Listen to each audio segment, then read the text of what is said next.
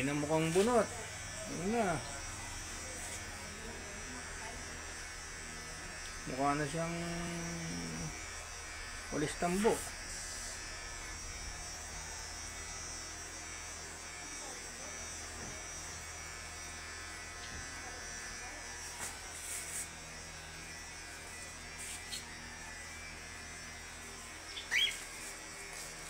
Bagong agit, bagong gupit, bagong barbero.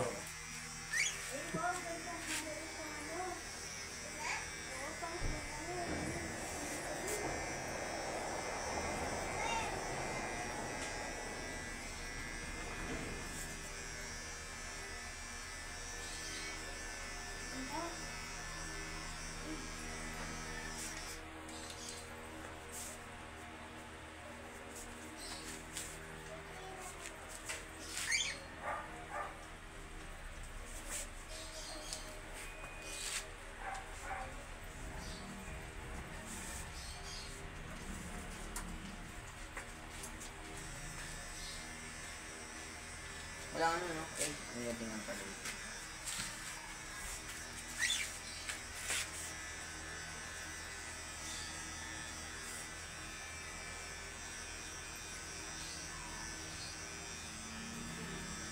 Ganito lang ako, may nagbuti, may gamit ka. Paano ba? Size by size lang naman to. Unahin mo yung pinakaan.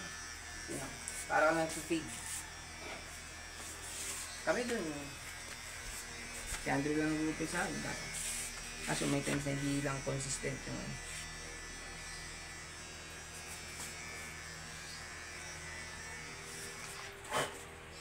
Kasi yung gunting kami.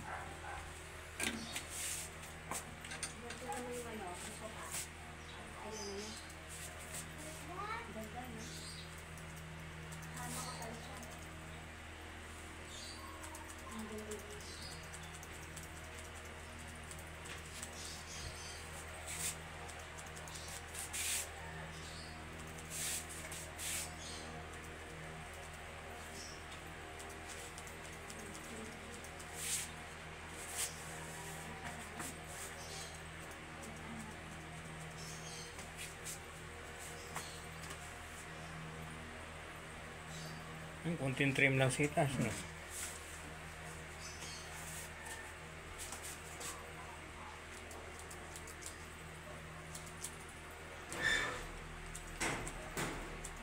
Dati dinadala pa namin si Papa sa barbershop eh. Padadalhin sa barbershop eh. Oo, noon hindi. May ano ka na, may gamit ka na. Hindi, noon wala pa akong gamit. Kumbaga parang, tsaka, wala pa akong lakas ng loob na manggupit. Baka, siyempre, masisira yung buhok. Eh, ngayong, kaya naman. Hindi, noon, okay pa maglakad na sa Papa eh.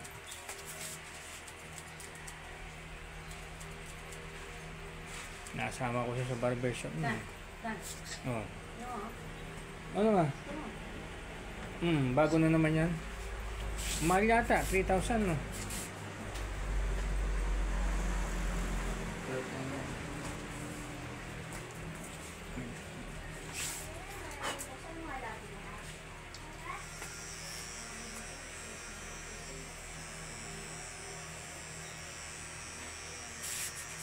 Yan, kunting nipis pa dyan, no? Ito.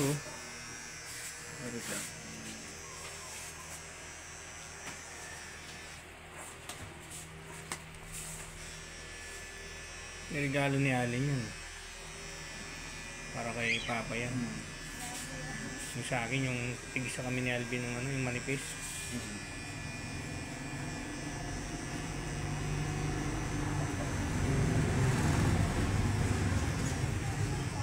Sugat pa yata. Yung yata eh. Palakubak. Bitsin yan eh. Ang palinamnam daw sa sa ulam. Yan yung ginagawang betsin, no?